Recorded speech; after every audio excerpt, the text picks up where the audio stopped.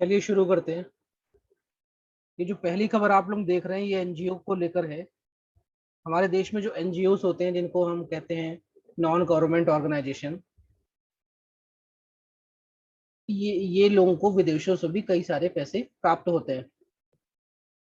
तो सरकार ने कुछ अमेंडमेंट्स लाए हैं कि जिससे इनको जो विदेशों से कंट्रीब्यूशन मिल रहा है, फॉरेन कंट्रीब्यूशन मिल रहा है, उसमें कुछ चेक रखा जाए। क्योंकि सरकार का ये कहना है कि कई एनजीओ ऐसे हैं जो फ्रॉड हैं, फर्जी हैं और उनको गलत तरीके से विदेशों से सहायता मिल रही है और हमारे देश में वो उनका उपयोग गलत चीजों के लिए कर रहे हैं, हमारी इंटरनल सिक्योरिटी को बिगाड़ने के लिए कर रहे हैं। इसी को लेकर एक कानून है जिसका नाम है FCRA कानून। FCRA कानून जो है, इसका फुल फॉर्म है फॉरेन कंट्रीब्यूशन रेगुलेशन एक्ट। नाम में ही क्लियर हो रहा है कि जो विदेशों से मिलने वाला जो हमें कंट्रीब्यूशन है उसे किस तरह रेगुलेट किया जाए। क्योंकि ये जो एनजीओ हैं ये समाज सेवा काम कर रहे हैं, वेलफेयर काम कर रहे हैं, तो इनको पैसे की आवश्यकता है। बहुत सा पैसा इनको देश से ही मिलता है, बहुत सा पैसा ये विदेशों से लाते हैं। लेकिन ये देखा जा रहा है कई एनजीओ ऐसे भी मिले हैं जो कि विदेशों से पैसा प्राप्त कर रहे हैं और देश में गलत तरीके से उसका उपयोग कर रहे हैं। तो सरकार ने एक कानून लाया FCRA। वैसे ये कानून पहली बार 1976 में आया था और उसके बाद उसमें सुधार हुए। ये 1976 में पहली बार आया था, फिर इसमें सुधार हुए 2010 में। अभी 2020 में इसमें फिर से अमेंडमेंट हुआ।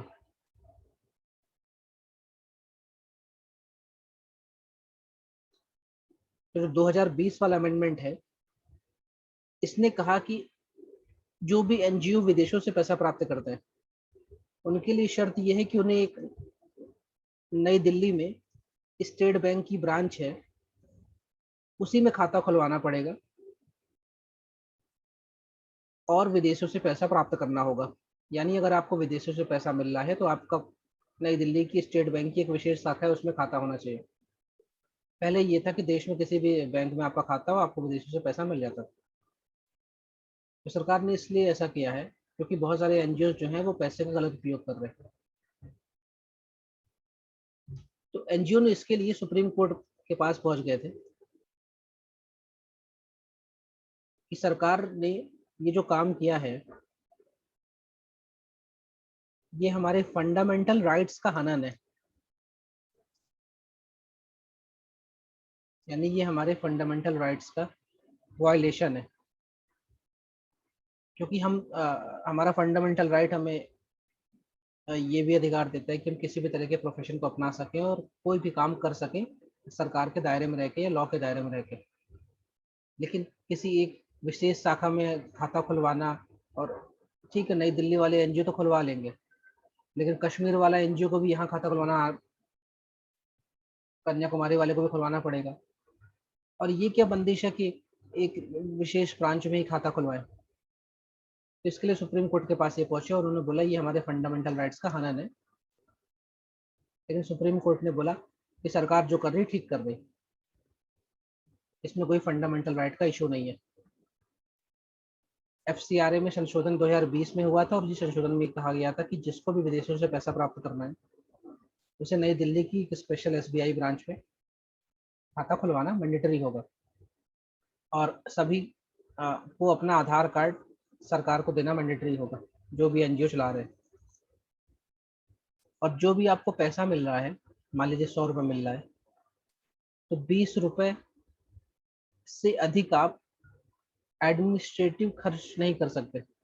मतलब आपने एक एनजीओ खोला है और उसकी बिजली पानी सैलरी में जो भी फंड आपको आ रहा है उसका 20% से अधिक आप खर्च नहीं कर सकते। ये कुछ बंदिशें लगाई थी, इसके लिए सुप्रीम कोर्ट के पास पहुंचे थे। सुप्रीम कोर्ट ने बोला सरकार ने जो किया ठीक किया, क्योंकि सरकार के पास ऐसे प्रूफ है, सरकार के पास ऐसे डॉक्यूमेंट्स है जो कि इस बात को कह रहे हैं कि एनजीओ विदेशों से पैसा लेकर कुछ गलत काम में भी उसका उपयोग करते हैं। तो ये जो कानून हमने बात की, इस कानून को इम्प्लीमेंट कौन करता है? Ministry of home affairs. ये ध्यान रखिएगा, इसको मिनिस्ट्री ऑफ फाइनेंस के अधीन नहीं आता, मिनिस्ट्री ऑफ होम अफेयर्स को कर रहा है। और ये जो एनजीओ हैं ये ऐसे एनजीओ जो इन 5 क्षेत्रों में काम करते हैं, मतलब सामाजिक स्तर पे, शैक्षणिक, रिलीजियस, इकोनॉमिक और कल्चरल, यही लोग विदेशों से पैसा ले सकते हैं। इसके अलावा किसी और काम करने वाला एनजीओ विदेशों से पैसा नहीं ले सकता। और सरकार ने बताया कि पिछले 1 सालों में लगभग 23,000 ऐसे एनजीओ थे जिसको सरकार ने बंद कर दिया है, यानी उनका रजिस्ट्रेशन कैंसिल कर दिया, क्योंकि वो सिर्फ कागज में खुले हुए थे और पैसे ले रहे थे, और एक्चुअली में वो काम नहीं कर रहे थे जिसके लिए उन्होंने अपने आप को रजिस्टर कराया। तो अब बात आती है फंडामेंटल राइट्स की। हमारे संविधान में जो पार्ट 3 है, उसमें आर्टिकल 12 से 35 में फंडामेंटल राइट्स का जिक्र है। फंडामेंटल राइट की सबसे पहली बार जो इसका जिक्र हुआ था, वो नेहरू रिपोर्ट में हुआ था, जो कि 1928 में आई थी। 1931 का जो इंडियन नेशनल कांग्रेस का कराची सेशन था, वहां भी फंडामेंटल राइट की बात आई थी कि हमें अपने देश में फंडामेंटल राइट्स चाहिए।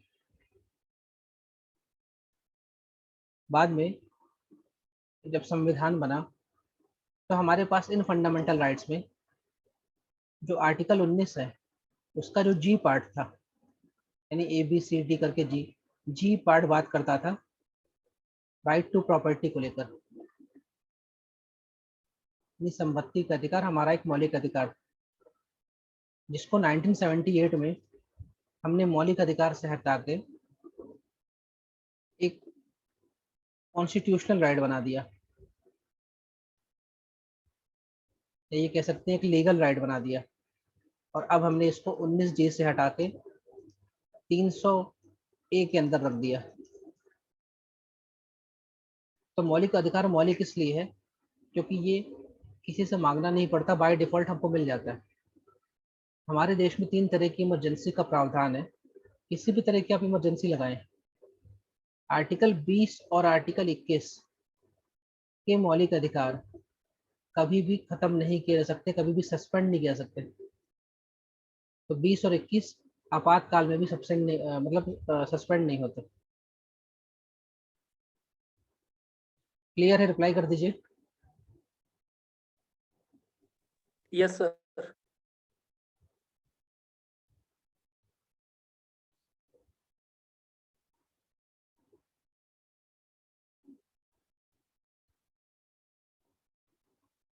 ये जो अगली न्यूज़ है, ये बायोटेक्नोलॉजी से जुड़ी हुई है, कुछ हिस्सा इसका इकोनॉमी से भी जुड़ा हुआ है। देखिए, हमारे देश में पिछले 20 सालों से जेनेटिकली मॉडिफाइड क्रॉप को लेकर बहस चल रही है। क्या इसको हम अलाउ करें अपने देश में कि ना करें? जेनेटिकली मॉडिफाइड मतलब हमने किसी फसल के जीन्स में ही कुछ चेंजेस कर दिए। हमारे पास जो भी फसलें हैं, हम उनके साथ दिक्कत ये है कि अगर उनको सिंचाई नहीं मिले तो वो उनकी यील्ड कम हो जाती है, कभी कोई बीमारी लग जाती है तो वो फसल खराब हो जाती है। क्लाइमेट चेंज इतनी तेजी से हो रहा है, और अभी एक रिपोर्ट है जिसने बताया कि भारत को पिछले 1 साल में 86 बिलियन डॉलर का नुकसान हुआ है। इसने इतना नुकसान कर दिया क्लाइमेट चेंज ने। और ये नुकसान जान माल दोनों दोनों का हिसाब लगाया गया है। तो हमें भविष्य में ऐसी फसलें चाहिए जो इस जलवायु परिवर्तन में भी टिकी रहे, और उनकी जो उपजाऊपन है, उनका जो यील्ड है, उत्पादकता है, वो भी मेंटेन रहे। वो कम पानी में भी हो जाए, ज़्यादा पानी में भी हो जाए, कभी मौसम बहुत ठंडा हो जाए तो भी बिगड़े नहीं, कहीं मौसम में बहुत गर्मी है तो भी बिगड़े, मतलब कुल मिला के क्लाइमेट चेंज को वो झेल सके। इसके लिए हमें उनके जीन्स में कुछ फेरबदल करने पड़ेंगे, जीन्स में। तो ऐसी जो फसलें होती हैं उन्हें हम कहते हैं जेनेटिकली मॉडिफाइड क्रॉप्स या GM क्रॉप्स। दुनिया में 23 ऐसे देश हैं जहाँ पे GM क्रॉप्स लगाई जा रही है और उसका एक्सपोर्ट भी हो रहा है। 1986 में दुनिया में पहली बार जेनेटिकली मॉडिफाइड क्रॉप्स बनाई गई, मतलब किसी फसल की जीन्स में कुछ चेंज किया गया जिससे वो जीएम क्रॉप बन गए।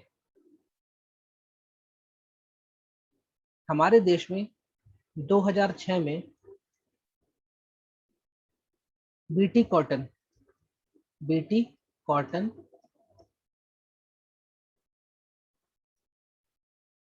बनाई गई। ये हमारे देश की पहली और इकलौती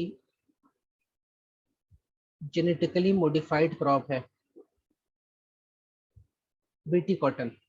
ये 2006 में हमने बनाया और आज हमारे देश में जितना भी कपास होता है उसका 95% जो कपास हम उगाते हैं उसमें हम ये बीटी कॉटन के ही बीज बोते हैं। लेकिन ये जो कॉटन है ये कमर्शियल क्रॉप है, इसको हम खा नहीं सकते। तो ठीक है, हमने इसको अलाउ कर दिया हमारे देश में। लेकिन जब बात ये ऐसी फसलों की जिसको हम खा सकते हैं, उसको लेकर हमारे देश में बड़ी समस्या है कि अगर हमने ऐसे कोई क्रॉप बनाई फिर हमने उसको खाया, क्या पता भविष्य में 10 20 30 सालों में वो किसी नई बीमारी को पैदा कर दे हमारे शरीर में। मतलब उसके एडवर्स इफेक्ट को लेकर बहुत समस्या है। जबकि हमारे पास बीटी ब्रिंजल तैयार है, बीटी मस्टर्ड तैयार है। मस्टर्ड मतलब सरसों का जीएम क्रॉप, ब्रिंजल मतलब भाटा का जीएम क्रॉप। लेकिन दिक्कत ये कि ये एडिबल क्रॉप्स हैं, इनको हम खाते हैं, मतलब इनका जो अनाज होगा उसको हम खाएंगे।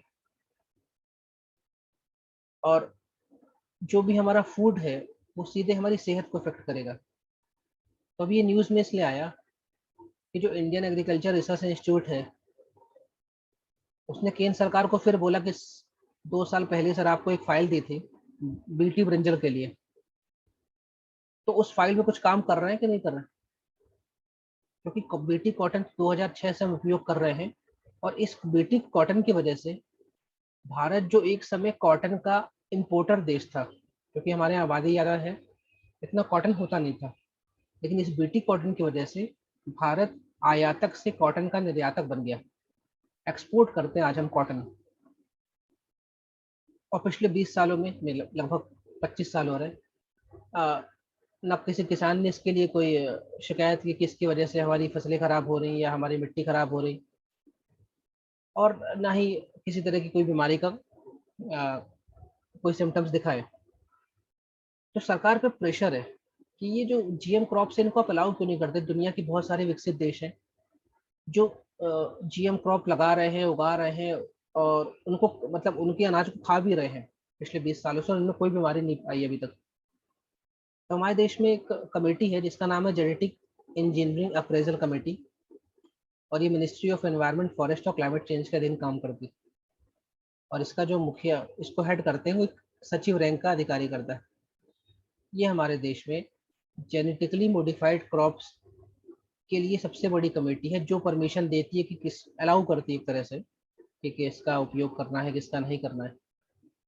तो हमने लैब में तो ये जीएम क्रॉप्स बना लिए, लेकिन इनका बहुत बड़े स्तर पे इसका उपयोग नहीं किया। जबकि हम एक तेल मंगाते हैं, उसे कहते हैं कैनुला का ऑयल, कैनुला ऑयल। इसे सरसों की सिस्टर ऑयल भी कहते हैं, मस्टर्ड का सिस्टर ऑयल भी कहते हैं। इसको हम मंगाते हैं दुनिया भर के देशों से। और ये जो कैनुला ऑयल हम मंगाते हैं ये जीएम क्रॉप ही है।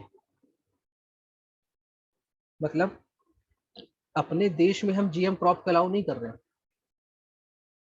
दुनिया में लगने वाली, उगने वाली, बिकने वाली जीएम क्रॉप से बने हुए अनाज को हम इंपोर्ट भी कर रहे हैं और इसका उपयोग भी कर रहे हैं। तो इसको लेके इंडियन एग्रीकल्चर रिसर्च इंस्टीट्यूट ने सरकार को बोला कि कुछ ध्यान दीजिए साहब, जीएम क्रॉप्स को अलाउ करिए जिससे हम भी इनको दुनिया में बेचें, पैसा कमाएं, और इस क्लाइमेट चेंज से होने वाले किसानों के जो दिक्कतें हैं उनको दूर कर पाएं। मोदी जी हमेशा कहते हैं ना कि हम उन्नत क्वालिटी के सीड्स ला रहे हैं, कई कई बार घोषणा भी करते हैं कि ये ड्रॉट प्रोन है, ज़्यादा बारिश हो जाएगी तो भी उसको कोई दिक्कत नहीं होगी। तो ये जरूरी है क्योंकि क्लाइमेट चेंज तेजी से हो रहा है, और पिछले 1 साल में $86 बिलियन का हमको नुकसान हुआ है। ये भारत का नुकसान है इतना। तो ये नुकसान को हमें कम करना है। तो आपको इस पूरी न्यूज़ में ध्यान रखना है कि एक अप्रेजल कमेटी किस काम की होती है, जीएम क्रॉप्स क्या है। सबसे पहली जीएम क्रॉप जो भारत में उपयोग की गई और अलाउ की गई वो बीटी कॉटन है। अभी मेरे पास बीटी मस्टर्ड, बीटी प्रिंसल तैयार बैठी है। और ये जो मैं बार बार शब्द लिख रहा हूँ ना, बीटी, ये एक बैक्टीरिया है जो, इसका पूरा नाम है बैसिलस थुरंजेसिस। ये एक बैक्टीरिया है। इस बैक्टीरिया को मैंने इस कपास के बीज में डाला, तो वो जो बीज बना उसका नाम हो गया बीटी कॉटन। तो ये जो बैक्टीरिया है ये एक तरह से कई बीमारियों से बचाव करता है उन फसलों का। भाई आप फसल में आप कीटनाशक डालते हैं, क्यों? कोई कीड़े नहीं लगे। तो ये जो जीएम क्रॉप्स होती हैं ये खुद ही अ, एक तरह से पेस्टिसाइड, पेस्ट के प्रति टॉलरेंट होती है। मतलब इन पे कीड़े लगेंगे तो भी ये खराब नहीं होंगे। तो जो बीटी का फुल फॉर्म है बैसिलस थुरिंजेसिस, और ये एक बैक्टीरिया है जिसको हम इन फसलों के जीन में डालते हैं, इसलिए हम उसका नाम कह रहे हैं जीएम क्रॉप्स, यानी जेनेटिकली मॉडिफाइड क्रॉप्स।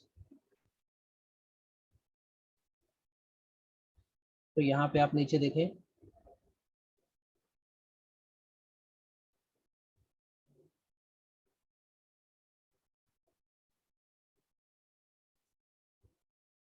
जैसे ये BT brinjal, BT mustard, BT potato, ये सब हम लैब में तैयार कर चुके हैं इनके बीज। बस परमिशन नहीं मिल रही है अप्रेजल कमेटी से। परमिशन मिले तो हम पूरे देश में लार्ज स्केल में इसका उपयोग करें और किसानों को भी दें, अच्छी पैदावार लें। और किसानों की आय डबल करनी है 2022 तक, तो उसे भी करेंगे। अभी सिर्फ हमारे देश में बीटी कॉटन इकलौती ऐसी जीएम क्रॉप है जो परमिट है। और ये कब से परमिट है? 2006 से। क्लियर हो रही बात? रिप्लाई कर दें।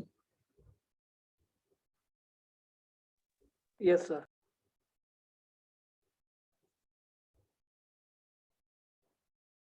अब ये जो न्यूज़ है ये एक बीमारी के बारे में है, मास्टेटिस इस बीमारी का नाम है। और ये जो रोग है ये बेसिकली होता है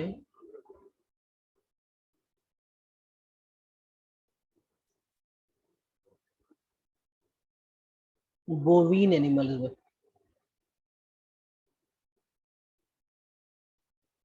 बोवीन वो होते हैं जो दूध देते हैं, और इनमें सबसे इम्पोर्टेंट है गाय या काऊ। इस रोग को एक और नाम है, इसे कहते हैं थनैला रोग। तो गाय के जो थन होते हैं उनमें स्वेलिंग आ जाती है, जिससे वो दूध नहीं निकलता उसका, और उसको दर्द बहुत होता है। और जबकि अ, गाय और भैंस के बिना तो हमारे देश का डेयरी उद्योग की कल्पना करना गलत होगा। तो ये जो बीमारी है जिसका नाम है मास्टेटिस, तो हमारे देश में ये नेशनल इनोवेशन फाउंडेशन है। ये असल में लोगों को ट्रेनिंग देती है, नए नए आइडियाज इनोवेशन करे और उसको ट्रेनिंग मिलती है। तो इसी फाउंडेशन से किसान ने ट्रेनिंग ली, डेयरी से जुड़ा हुआ किसान था, और उसने एक जेल बनाया, यानी क्रीम बनाई, उसका नाम था मैस्टेरेक जेल। और ये जो जेल है ये इस थनैला रोग के या मास्टेटिस रोग के लिए बहुत उपयोगी साबित हो रहा है। नहीं तो अभी तक क्या होता था, जब गाय के थनों में स्वेलिंग हो जाती, इससे दूध नहीं दे पाती थी वो, काफी उसको दर्द होता था, बेचैनी होती थी, तो उसके लिए फिर एक तरह से सुई लगा के उसके थनों को छीनते थे, और काफी दर्द वाला प्रोसीजर था। लेकिन ये जो जेल बनाई गई है इससे मास्टिटिस रोग जो है वो बहुत तेजी से खत्म कर सकते हैं, और अपने डेयरी उद्योग से जुड़े हुए लोगों को भी राहत दे सकते हैं। क्योंकि एक किसान से पूछे, अगर उसकी 2 गाय हैं और उसमें से एक गाय को ये रोग हो गया तो उसकी आवक आधी हो गई, उसका जो प्रोडक्शन है रोज का वो आधा हो गया। तो जो बोवाइन एनिमल्स है उनके लिए भी बहुत आराम है होगा, और जो ओनर्स है उनके लिए बहुत आराम होगा।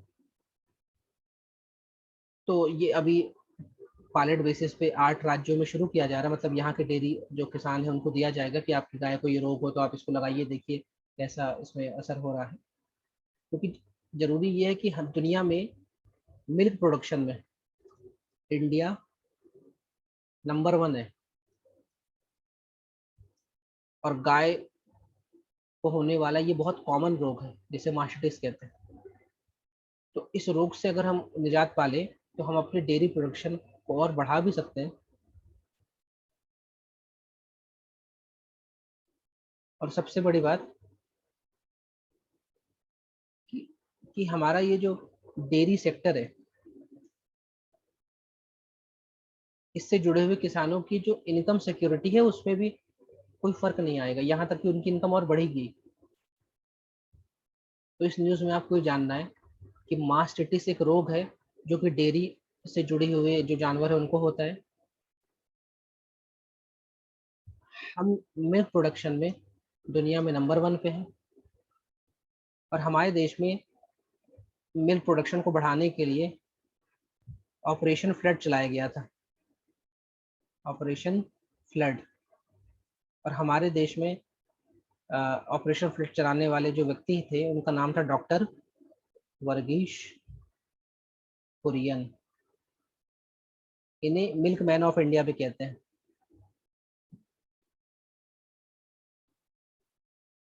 यही आदमी अमूल का भी संस्थापक है। अमूल मतलब कि दुनिया की सबसे बड़ी डेयरी कोऑपरेटिव है, यानी डेयरी से जुड़ी हुई कोऑपरेटिव संस्था, दुनिया की सबसे बड़ी। इसका फुल फॉर्म है आनंद मिल्क यूनियन लिमिटेड, और ये आनंद गुजरात का एक शहर है। अमूल दुनिया की सबसे बड़ी डेयरी कोऑपरेटिव संस्था है। लगभग 30,000 करोड़ का इसका एनुअल टर्नओवर है। और हमने अपने देश में मिल्क प्रोडक्शन को बढ़ाने के लिए चलाया था ऑपरेशन फ्लड। उसको चलाने वाले भी वर्गीश कुरियन थे, और अमूल को बनाने वाले भी वर्गीश कुरियन है। क्लियर हो रही बात? रिप्लाई कर दें। जी सर। Yes sir.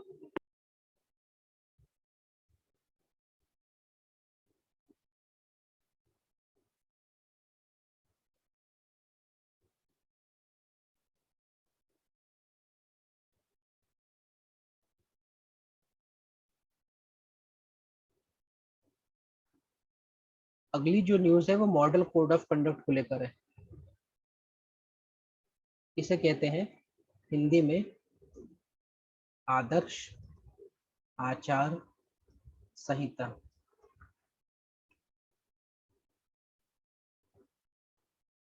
ये मॉडल कोड ऑफ कंडक्ट जो है, ये जब भी देश में चुनाव होते हैं तब इसको इलेक्शन कमीशन ऑफ इंडिया, जिसका उल्लेख आर्टिकल 324 में है, वो लागू करता है। सबसे पहले मॉडल कोड ऑफ कंडक्ट 1960 में लागू किया गया था, और अब कोई भी चुनाव होता है, चाहे वो लोकसभा का हो या पंचायत का हो, जब से चुनाव का शेड्यूल डिक्लेयर होता है उस दिन से एमसीसी शुरू हो जाती है। और ये खत्म कब होती है? जब इलेक्शन एंड होता है, सॉरी इलेक्शन नहीं, जब रिजल्ट आ जाता है। तो जब शेड्यूल की घोषणा कर देता है इलेक्शन कमीशन ऑफ इंडिया, उस दिन से एमसीसी लागू हो जाती है। और ख़त्म कब होती है? जब रिजल्ट आता है। नाम में मॉडल लगा है या आदर्श लगा है, मतलब ये एक तरह की आइडल कंडीशन है कि हर पार्टी को इस चीज़ को मानना चाहिए। लेकिन अगर कोई नहीं माने तो तो इसको लेकर कोई लीगल बैकिंग नहीं है कि कोई पार्टी नहीं मानेगी तो उसको जेल में डाल देंगे। लेकिन ये उम्मीद करते हैं कि ये आपको आचरण करना चाहिए। ऐसे घर के बड़े बच्चे से उम्मीद करते हैं कि आप अच्छे से रहिए, क्योंकि छोटे भी आपसे सीखते हैं। तो एमसीसी सबसे पहले केरला के चुनाव में यूज किया गया था। आर्टिकल 324 ये कहता है कि देश के लिए इलेक्शन कमीशन ऑफ इंडिया होगा, जिसको हमारे देश में इलेक्शंस करवाने हैं जो कि फ्री एंड फेयर होने चाहिए। तो ये आर्टिकल ये ताकत देता है कि आप जो भी चुनाव से जुड़े हुई पार्टी हैं, प्रत्याशी हैं, उनके जो कोड ऑफ कंडक्ट है उन पे थोड़ी लगाम लगाइए। आप लोग ध्यान देते होंगे कि जब भी आचार संहिता लागू हो जाती है तो सरकार किसी भी तरह की नई योजनाओं की घोषणा नहीं करती। जो भी सरकार पावर में है वो अपनी सरकारी मशीनरियों का उपयोग नहीं करती है अपने प्रचार के लिए। होर्डिंग में जो मंत्री मिनिस्टर की फोटो होती हैं उन होर्डिंग को ढक दिया जाता है।